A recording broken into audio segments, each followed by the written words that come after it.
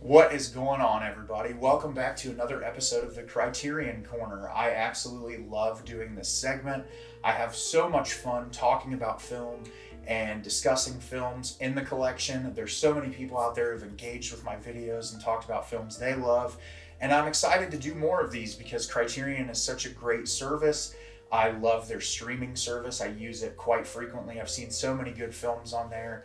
And today I'm going to talk about a film that I actually had a discussion in my podcast with my friend Ray, the Real Monsters podcast, which I'll put a link to in the description of the video, where there was an article released recently about how Netflix is going to stop giving blank checks to filmmakers to make the content that they want to make. And it was a little disheartening and a little upsetting to see that they want to stop giving filmmakers the ability to make the independent content that they want to make, and that they want to just give it to big budget schlock. And that led me to thinking about a movie that Netflix gave a bunch of money to that apparently didn't make them back as much as they wanted, but I thought that the film was amazing, and it was bought out by the Criterion Collection. And the film I'm going to be talking about today is from the great Martin Scorsese, and that film is The Irishman. The Irishman is directed by Martin Scorsese, Pennsylvania, 1956. Frank Sheeran, a war veteran of Irish origin who works as a truck driver, accidentally meets mobster Russell Bufalino. Once Frank becomes his trusted man, Bufalino sends him to Chicago with the task of helping Jimmy Hoffa, a powerful union leader related to organized crime with whom Frank will maintain a close relationship for nearly 20 years. So when you talk about this film, is there even really a reason to discuss performances? Because the performances are amazing. You have Al Pacino, you have Joe Pesci, and you have the great Robert De Niro. And the three of them in this film are amazing. Joe Pesci, to me, is the standout performer in this film. He is absolutely incredible. And what I love about this movie is that it takes place over such a large period of time. And I know that there was people that were a little scrutinous of the fact that young Robert De Niro was like de-aged with CGI and Joe Pesci and all these guys. But it didn't really distract me very much. I felt like I was so immersed into this world and with these characters that I didn't really care about the fact that they were digitally de-aged. It worked for me. And there was a lot of people who also criticized Scorsese about like, oh my God, you make these movies about mobsters and that's all you make. But I went back through around this time where I saw The Irishman for the first time, and I watched a lot of Scorsese's films, and I watched Goodfellas and Taxi Driver and The King of Comedy, and was going back through and visiting a lot of these films that he was being criticized for copying his own work and just kind of replicating what he normally does.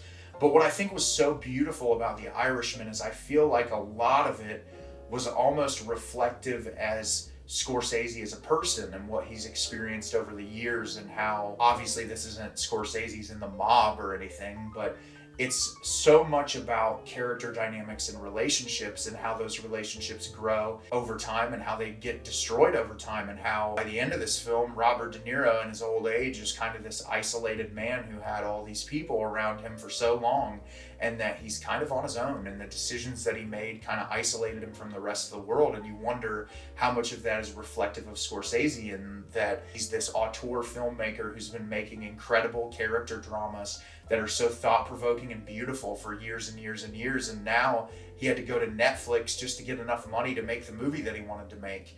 And I remember the time this came out and people were complaining that it was 3 hours long and that, oh my God, I have to sit through this.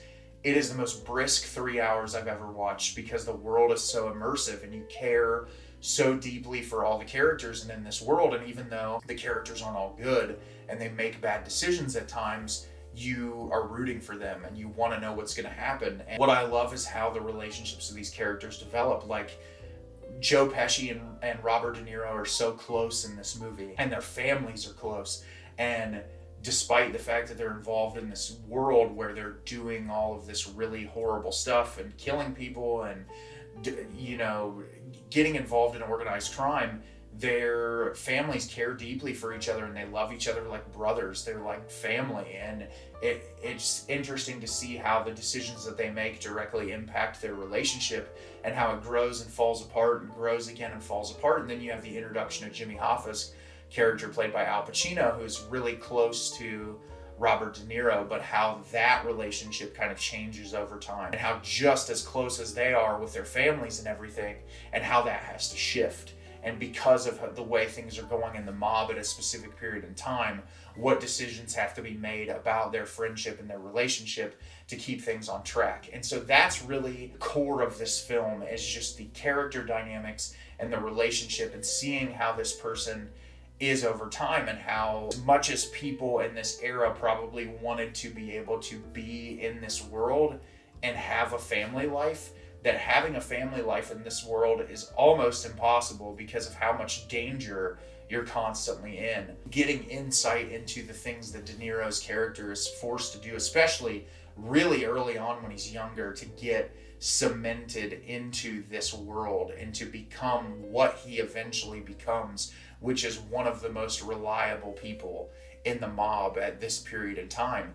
And yeah, this movie, it's just really immersive and amazing. And the fact that it was streamed on Netflix and then picked up by Criterion, which I'm glad Criterion had the intellect to understand just how beautiful of a movie that this is, really moved me a lot. And I thought that it was amazing. And obviously, being a Scorsese film, the cinematography is excellent. The violence is not held back. It's very brutal, like most of Scorsese's films.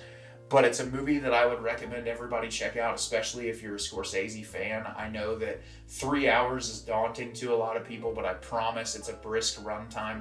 There's people online who have broken it down as if it's a television show. I talked to Ray on our podcast recently about runtime of movies, and people sat down with a new Stranger Things season and watched it in one night. So what's the difference in that than watching a 3-hour movie? It's all the same. I mean, it's all about where you want to put your time into. So yeah, that's my thoughts on The Irishman. I think it's a great movie, and I think more people should respect it and check it out. Have you seen The Irishman? Did you love it? Did you hate it? Leave me a comment down below and let me know what you thought. I think this movie is amazing, and it deserves to be in the Criterion collection. As always, if you can like the video and subscribe to the channel, helps me out a lot and lets me know the type of content you're looking for. I'm always putting out new material and look forward to getting more out for you in the near future. As always, everyone, thank you so much for watching, and have a great rest of your day.